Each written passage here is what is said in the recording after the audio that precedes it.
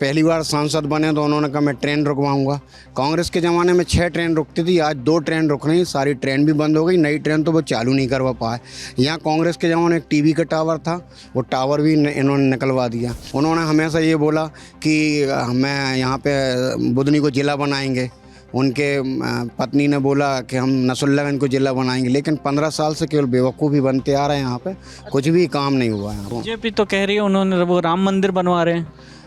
देखिए राम मंदिर, राम जी तो बहुत पहले से हैं और राजीव गांधी ने ताले खुलवाए, जहाँ तक हमने देखा टीवी में हमें जानकारी, पहले तो ताले डले थे वहाँ। अगर ये उनकी हिंदू वाली बात करें तो देखिए पहले हज़ारों लाखों ईंटें आई थी, वो करोड़ों रुपए कहाँ गए उसके, जो जगह जगह उन्होंने ईंटें रखी थी और एक एक गाँव से लाखों रुपये इकट्ठा हुआ, तो उसका तो आज तक हिसाब ही नहीं दे पाया, ना वो ईंट का हिसाब दे पाया, ना पैसे का ही हिसाब दे पाया। यहाँ पे जो और जो नेता हैं, छुटपुटिया नेता, उनके दबाव में आके, भाजपा नेताओं के दबाव में आके उन्होंने क्या किया कि हमारी बिल्डिंग परमिशन दी ही नहीं हमको, ठीक है, और खुद भी जेसीबी लेके आके कई बार हमारा छत डलते, 2 बार हमारी छत डलते डलते उन्होंने रोक दी। सीएम शिवराज सिंह चौहान ने क्षेत्र में बहुत काम किया है, वो हमेशा लोगों की सुनते हैं, लेकिन यहाँ पे जो लोकल नेता हैं ये पूरी तरह से उनकी छवि खराब करने पे लगे हुए हैं। इन्होंने पूरा जो माहौल है, पूरा माहौल गंदा कर दिया, उन तक बात ही नहीं पहुँचने देते। स्थानीय रूप से उन्हें नहीं पता कि यहाँ कितनी ज़्यादा नेतागिरी किस लेवल पर चलती है।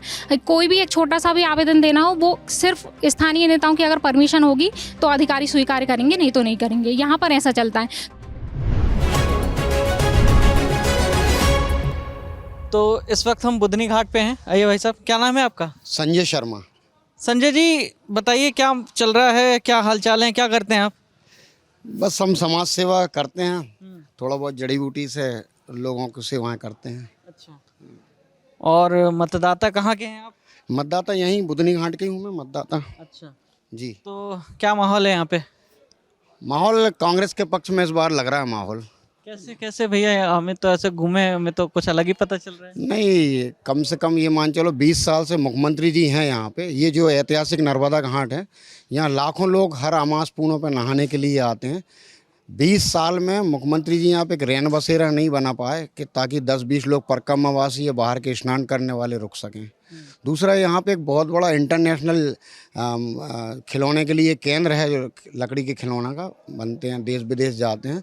मुख्यमंत्री जी जब पहली बार आया तो उन्होंने कहा कि मैं यहाँ को शिल्प ग्राम बनाऊँगा यहाँ, तो उन्होंने कुछ भी नहीं करा। यहाँ पे एक विशेष दुधई की लकड़ी मिलती है, वो लकड़ी भी नहीं मिल रही, बल्कि ये हुआ कि 15-15 साल के लिए वर्किंग प्लान बनता है, भारत सरकार बनाती है। तो मैं भी उनसे ही जुड़ा हूँ, खिलौने वालों से, इसलिए मुझे ज़्यादा जानकारी है। तो 3 साल तक दुधई की लकड़ी बन रही है, तो साल में 15 दिन के लिए खुलती है लकड़ी, इसके बाद बंद हो जाती। यहाँ जो लकड़ी को खिलौने का काम है, मुख्यमंत्री जी बड़े बड़े मेले आयोजन करे, बहुत बड़ी बड़ी बातें करी कि देश विदेशों में हम इसको फैलाएंगे, लेकिन हकीकत बात यह है कि यहाँ के जो 150 लोग काम करते थे, अब मुश्किल से 15 लोग भी नहीं बचे। पूरी तरह धंधा बेकार हो गया यहाँ का। हम अलग अलग जगहों में घूमे बुधनी विधानसभा क्षेत्र में, सीएम के काम की लोग बड़ी तारीफ कर रहे हैं कि यहाँ काम हुए वाकई में। देखिए मुझे तो नहीं लगता, मैं आपको अगर गिनाऊं, और आप तो आपके पास कैमरा है, यहाँ की जानकारी लेना। यहाँ पे उन्होंने जब पहली बार सांसद बने तो उन्होंने कहा मैं ट्रेन रुकवाऊंगा। कांग्रेस के ज़माने में 6 ट्रेन रुकती थी, आज 2 ट्रेन रुक रही, सारी ट्रेन भी बंद हो गई, नई ट्रेन तो वो चालू नहीं करवा पाए। यहाँ कांग्रेस के ज़माने एक टीवी का टावर था, वो टावर भी इन्होंने निकलवा दिया। यहाँ बहुत बड़ा एक पोस्ट ऑफिस था जिसकी हमारी पहचान थी, जिसका नंबर था 466441। हमारा मेन मुख्य डाकघर भी बंद हो गया, हमारी पहचान ही खो गए हम लोग। यहाँ पे एक कांग्रेस के ज़माने में बहुत बड़ा दूरसंचार केंद्र था, वो भी बंद हो गया। यहाँ से रायसेन जिले अब्दुल्लागंज वहाँ जाना पड़ता। तो आपने बताया बातचीत में शुरुआत में सामाजिक कार्यकर्ता हैं, तो आप सामाजिक कार्यकर्ता हैं या कांग्रेस के कार्यकर्ता? नहीं, सामाजिक कार्य करता हूँ मैं, सामाजिक कार्य करता हूँ। धार्मिक कार्यक्रम या नर्मदा जयंती मनती में 16 साल अध्यक्ष हूँ। जो भी काम होते मेरे सामने, कोई बीजेपी नहीं, कांग्रेस नहीं। अच्छा, तो ये बताइए कि बीजेपी ने कोई अच्छा काम किया इतने 18 सालों में, या मौजूदा 3.5 के? मुझे तो लगता है भ्रष्टाचार ही करा, उन्होंने कोई अच्छा काम तो नहीं करा। यहाँ पे देखिए, यहाँ ना कोई महिला पॉलिटेक्निक दे पाए। उन्होंने हमेशा ये बोला कि मैं यहाँ पे बुधनी को ज़िला बनाएंगे, उनके पत्नी ने बोला कि हम नसरुल्लागंज को ज़िला बनाएंगे, लेकिन 15 साल से केवल बेवकूफ़ी बनते आ रहे हैं। यहाँ पे कुछ भी काम नहीं हुआ। यहाँ क्या पे उम्मीदें हैं? आपको लग रहा है कि कांग्रेस सरकार बनाएगी? क्या उम्मीदें हैं, कांग्रेस आएगी तो क्या बदलाव लाएगी? बहुत कुछ बदलाव लाएगी कि मुख्यमंत्री जी हमारे कमलनाथ जी बनेंगे, जो कांग्रेस के उम्मीदवार हैं। तो निश्चित रूप से उनका, हमने जो अभी कल वचन पत्र पढ़ा है कि बच्चों को 500-500 रुपये, 1000 रुपये देंगे, और 1500 रुपये लाड़ली लक्ष्मी को देंगे। ऐसे बहुत सारे उनकी योजना हैं। 25 लाख का बीमा देंगे ऐसा बता रहे हैं वो। बीजेपी तो कह रही है उन्होंने वो राम मंदिर बनवा रहे हैं। देखिए राम जी तो बहुत पहले से हैं, और राजीव गांधी ने ताले खुलवाए, जहाँ तक हमने देखा टीवी पे हमें जानकारी। पहले तो ताले डले थे वहाँ, राजीव गांधी ने खुद वहाँ के ताले खुलवाए और पूजन पाठ चालू करवाया। और अगर ये उनकी हिंदू वाली बात करें तो देखिए पहले हज़ारों लाखों ईंटें आई थी, वो करोड़ों रुपए कहाँ गए उसके, जो जगह जगह उन्होंने ईंटें रखी थी और एक एक गांव से लाखों रुपए इकट्ठा हुआ, तो उसका तो आज तक हिसाब ही नहीं दे पाया, ना वो ईंट का हिसाब दे पाया, ना पैसे का ही हिसाब दे पाए। तो ये सिर्फ झूठ बोलना काम है, हिंदू मुसलमान लड़ाने का काम कर रहे हैं ये लोग। हमारा गांव भी बहुत अच्छा एक मुस्लिम परिवार है, लेकिन यहाँ भी लड़वाने का काम कर रहे हैं। यहाँ पे भी हम लोग सब अच्छे से रहते हैं यहाँ पे। बुधनी की खासियत क्या है? बुधनी नर्मदा घाट के लिए बहुत फेमस है। यहाँ नर्मदा जी का स्नान पर्व के लिए दूर दूर से लोग आते हैं। और दूसरा एक लकड़ी का खिलौना है जो बहुत देश विदेशों में जाते, तो उसकी भी पहचान खो गई, लकड़ी मिलने नहीं, धंधा बंद हो गया। और एक टीटीसी है जो पूरे एशिया में नंबर 1 हुआ करता था, आज के समय में वो भी जब से ये सरकार आई है वो भी बंद हो रहा। टीटीसी क्या होता है? ट्रैक्टर ट्रेनिंग सेंटर है, पूरे एशिया में नंबर 1 था। अच्छा। हाँ, फिर भाजपा का शासन आया तो भारत में नंबर 1 आया, अब तो और भी जगह खुल गए, ये संस्थान ही बंद होने जा रहा है। अच्छा, और शुरू में जब हम यहाँ से घुस रहे थे बुधनी में तो मशीन उपकरण वाला कुछ संस्थान पड़ा था, वो क्या है?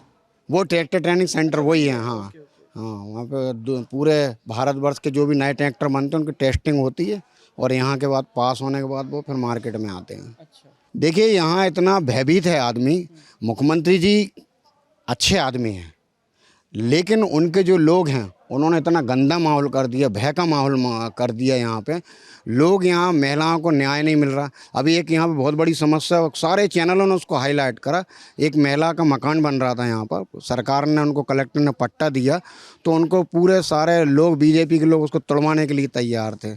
तो इस तरह कोई अगर यहाँ पे झंडे लगाता, कांग्रेस के, कल ही यहाँ पे कुछ लोगों ने झंडे लगाए, हमारे पास के एक सज्जन बता रहा था, उसको धमकाने आ गए कि तेरी ऐसी कर देंगे, ये कर देंगे, वो कर देंगे। इस तरह का भय का माहौल है यहाँ पे। गुंडा राज होगा, ये मान के चलिए आप। तो कांग्रेस के जो कैंडिडेट खड़े हैं कौन है? विक्रम मस्ताल हैं, अच्छे कैंडिडेट हैं। लोगों के अंदर ये है कि हनुमान जी का रोल करा उन्होंने रामायण में, इस वजह से उनको सारे लोग पहचान रहे। उनको तो कहीं जाने की ज़रूरत नहीं, देखा जाए रोज़ लोग टीवी खोलते थे, सुबह शाम वो हनुमान जी देखते थे। नहीं नहीं, ये वो वाले हनुमान जी नहीं है, वो तो दारा सिंह थे। नहीं नहीं नहीं, ये वाली टीवी में भी देखा हनुमान जी, ऐसा नहीं, लोगों ने 2-2 बार रिपीट हुई है, मैंने भी देखा। पहली बार जब मिला तो मैं पहचान गया था उन्हें। ये और क्या खासियत उनके हनुमान जी के अलावा? नहीं, अब नए व्यक्ति हैं, बेदाग हैं, कोई राजनीतिक आदमी तो है चले जाएंगे फिर से फिल्मों में? नहीं नहीं, वो यहीं के रहने वाले, पैदाइश यहीं की हैं। और टीवी में एक्टिंग तो करते हैं, फिर मुंबई चले ये तो बिजनेस है, बिजनेस है। शिवराज सिंह चौहान भी बाहर जाते, कमलनाथ जी बाहर जाते, सारे लोग अपना बिजनेस करते बाहर जाते हैं। ऐसा रोज घर पे तो रहता नहीं है व्यक्ति, लेकिन उसका मुकाम तो बुधनी में ही, उसकी पहचान यही है। शिवराज जी जैंत में पैदा हुए हैं, वहाँ पर हैं, तो रहते तो भोपाल में है वो। अगर हम ऐसा कहें तो हम भी उनको बाहरी कैंडिडेट बोलेंगे, ये बात है ना। तो कुछ लोग और हैं हमारे साथ, बात करते हैं। क्या नाम है भाई साहब आपका? मेरा नाम शुभम विश्वकर्मा है और मैं यहीं पर निवास करता हूँ, वार्ड नंबर 10 बुधनी घाट में निवास करता हूँ मैं। अच्छा, क्या करते हैं आप वैसे? मैं डॉक्टर रेड्डीज़ में काम करता हूँ, प्राइवेट कंपनी में। MBA ग्रेजुएट हूँ IIM कलकत्ता से। मेरी IIM से पढ़े हुए हैं? जी। अच्छा, बताइए। और मेरी सिस्टर जो है वो चार्टेड अकाउंटेंट है, और ये मेरी सिस्टर है एक और, ये PSC की तैयारी कर रही है। हम लोग यहाँ पे, हमारा यही आप देख रहे हैं निर्मला जो मकान है, ये हमारा पुश्तैनी मकान है। इसमें हम 50 वर्ष से रह रहे हैं। तो इसमें हम, जब हमारा पुराना जीर्ण शीर्ण मकान तोड़ के हम मकान बनाना स्टार्ट किया हमने, और लेकिन जैसे ही हमने मकान तोड़ के बनाना स्टार्ट किया तो तुरंत हमें जो अलग अलग जो शासकीय संस्थाएं हैं, तहसील, नगर पालिका, तो यहाँ से बिल्कुल अनर्गल नोटिस आने चालू हो गए कि अतिक्रमण बना रहे हैं आप, अतिक्रमण है आपका, ठीक है। और जब हमने उनको शासन के द्वारा, कलेक्टर के द्वारा दिया हुआ पट्टा, धारणा अधिकार का, जब हमने उनको पट्टा दिखाया तो फिर उन्होंने बोला, तब वो माने कि ठीक है भाई, हम आपका अतिक्रमण नहीं है, ठीक है। फिर उसके उन्होंने JCB, ये कई बार JCB लेके आ गए, नोटिस कई हमको दिए, ठीक है। SDM साहब आए, तहसीलदार साहब आए, सब आ गए। पहले हमारा अतिक्रमण बताया जा रहा था, लेकिन जब हमने उनको पट्टा दिखाया कि हमारे पास पट्टा है, कलेक्टर ने हमको पट्टा दिया, तो उसके बाद उन्होंने बोला ठीक है भाई, अब इनके पास पट्टा है, अब इनके मकान को कैसे रोकें। तो अब नगर पालिका आई पिक्चर में। तो नगर पालिका में जो CO में सतीश मालवीय जी हैं, फिर उसके बाद से उन्होंने बोला कि भाई तुम्हारा मकान की परमिशन नहीं, बिल्डिंग परमिशन नहीं है, ठीक है, जबकि हमारे पट्टे की भूमि है। हमने नगर पालिका में पता लगाया, हमने नगर पालिका में 1 सितंबर को आवेदन दिया था, तो जिसका अभी आज कितने 60-70 दिन हो गए हैं, उसके बाद भी उस आवेदन पे ना तो उन्होंने हमें अनुमति दी और ना ही उसे खारिज किया। ठीक है, जब हमने पता लगाया तो उन्होंने बोला कि जो पट्टे की भूमि है उसकी रजिस्ट्री हो नहीं सकती और बिना रजिस्ट्री के ऑनलाइन अनुमति मिल नहीं सकती। तो हमने ऑफलाइन अनुमति के लिए आवेदन दिया, लेकिन उस पर उन्होंने कोई प्रतिक्रिया नहीं। और यहाँ के जो वार्ड पार्षद हैं और यहाँ पे जो नेता हैं, छुटपुटिया नेता, उनके दबाव में आके, भाजपा नेताओं के दबाव में आके उन्होंने क्या किया कि हमारी बिल्डिंग परमिशन दी ही नहीं हमको, ठीक है। और खुद भी जेसीबी लेके आके कई बार हमारा छत डलते, 2 बार हमारी छत डलते उन्होंने रोक दी। आचार संहिता लगने के बावजूद वो यहाँ पर आए नेताओं के दबाव में और उन्होंने हमारी छत डलने से रोक दी, ठीक है। और रोकने का प्रयास किया तो उन्होंने पुलिस से, मेरी माँ और मुझे और मेरी बहन को पुलिस से खिंचवा दिया, जबकि ये कोई दीवानी मामला था, ये क्राइम सीन नहीं था कि यहाँ इस तरह पुलिस बल की ज़रूरत पड़े। लेकिन उन्होंने लगभग 8-10 महिला पुलिस भी थी और पुरुष पुलिस भी थी, और उन्होंने हमें खिंचवा दिया, मशीन को रुकवा दिया और मशीन ले जाकर जब्त कर ली। अच्छा, ये जो आपने पूरी कहानी बताई, इसके पीछे का लॉजिक क्या, क्यों ऐसा, किसने किया, कौन जिम्मेदार था और क्यों नहीं करने दे रहे थे?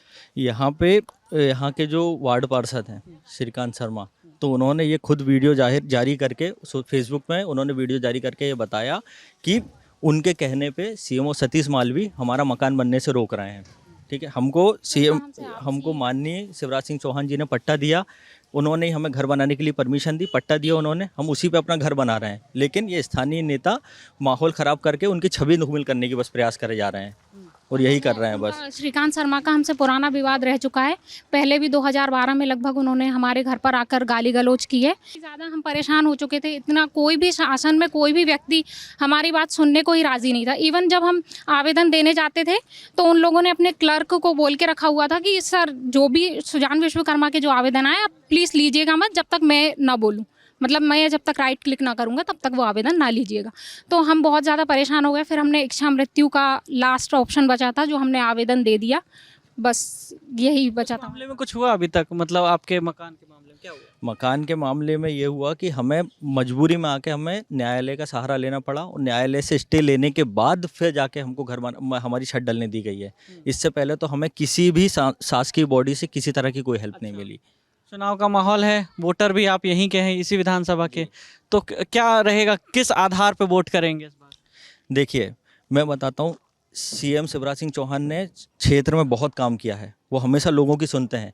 लेकिन यहाँ पे जो लोकल नेता हैं, ये पूरी तरह से उनकी छवि खराब करने पे लगे हुए हैं। इन्होंने पूरा जो माहौल है, पूरा माहौल गंदा कर दिया, उन तक बात ही नहीं पहुँचने देते, यहाँ के जो लोग उन्हें मिलने ही नहीं देते उनसे, ठीक है। तो यहाँ के जो छोटे मोटे मुद्दे हैं यहाँ, अब उनके लिए ये एक घर है और हमारे लिए हमारी पूरी दुनिया यही है, ठीक है। उनको कोई फ़र्क नहीं पड़ता कि एक घर बने नहीं मरे, लेकिन ये नहीं बना तो हमारे भूखे मरने की नौबत आ जाएगी।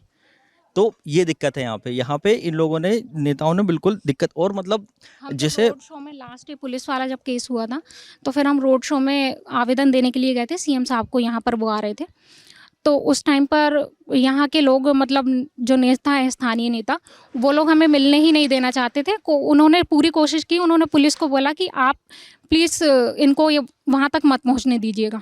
फिर हमने बड़ी मुश्किल से आवेदन दिया और वो आवेदन भी बाद में ऐसा पता लगा कि वो आवेदन गायब करवा दिए। हमारे पास सीसीटीवी फुटेज है, सीसीटीवी कैमरा लगा हुआ है, आप देखेंगे हमारे पास सीसीटीवी फुटेज है। जिस दिन यहाँ पे माननीय शिवराज सिंह चौहान जी यहाँ पे रोड शो करने के लिए आए हैं, तो उस दिन आप देख सकते हैं कि गाड़ी भर के पुलिस जो है हमारे घर के सामने खड़ी रही है पूरे टाइम हमें नज़रबंद करने के लिए।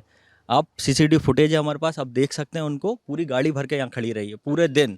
जिस दिन भी आए हैं वो 4 दिन 3 दिन 4 दिन आए हैं, पूरी जन यात्रा के दिन पूरे दिन हमारे यहाँ पे खड़ी रही है। अच्छा, मामा कहते हैं खुद को और भांजी कहते हैं वहाँ की बेटियों को, कोई जो इनकी स्कीम है, किसी का बेनिफिट मिला है आपको?